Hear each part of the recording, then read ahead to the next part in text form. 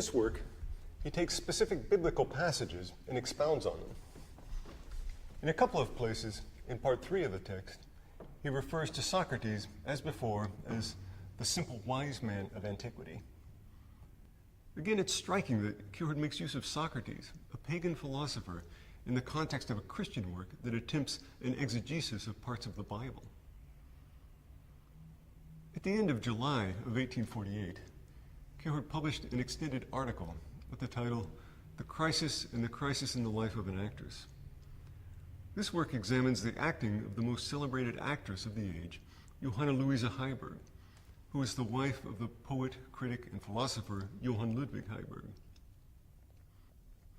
In Kierkegaard's article, he explores the actress's portrayal of the character of Juliet from Shakespeare's famous tragedy, Romeo and Juliet. She had played this role at the age of 15, and then again at the age of 35. Kierkegaard investigates what this means for the artistic rendering of the character. His account is highly flattering to Johanna Luisa Heiberg's skills as an actress. He praises her nuanced guided and that they don't really know. And so what's needed is for someone to show that they don't know by means of some modern version of Socratic irony.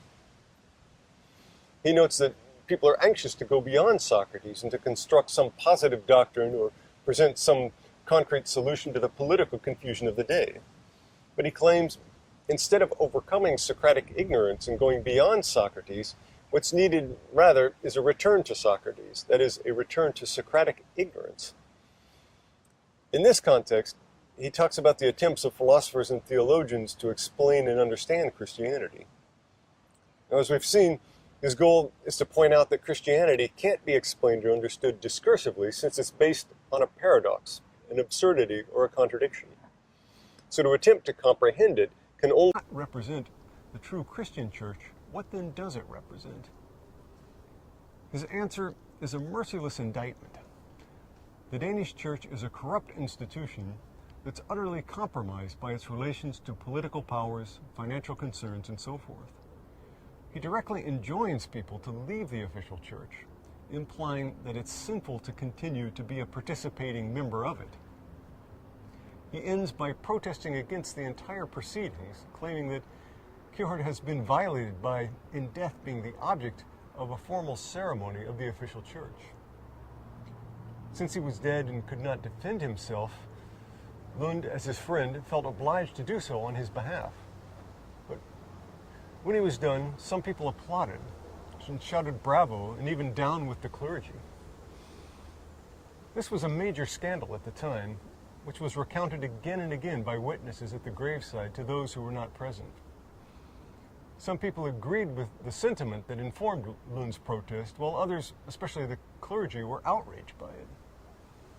There were newspaper articles about the outburst, and Lund himself published his speech in full 3 days later, on November the 22nd, 1855, in the Fatherland.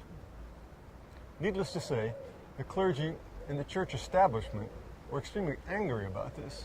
Bishop Martinson exercised his authority in the matter by bringing legal proceedings against Lund, which resulted in Lund being given a rather large fine for his actions.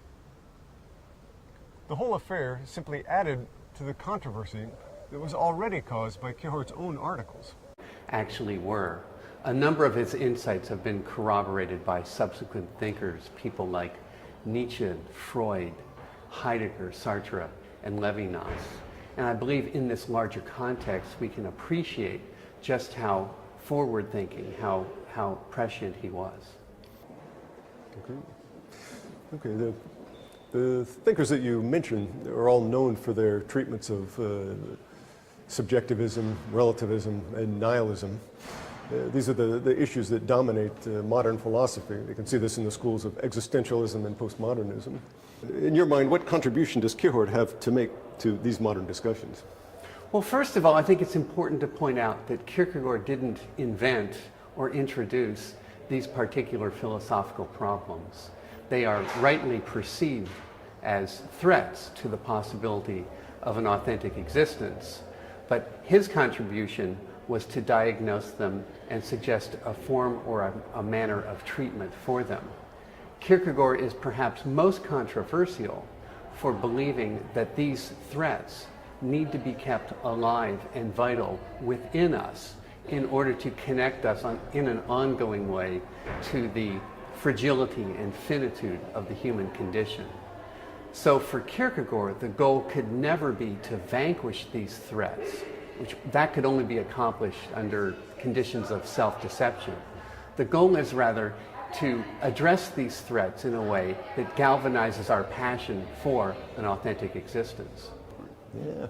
So what specific aspect of Kierkegaard's writings do you find is relevant for his treatment of these issues of relativism and nihilism?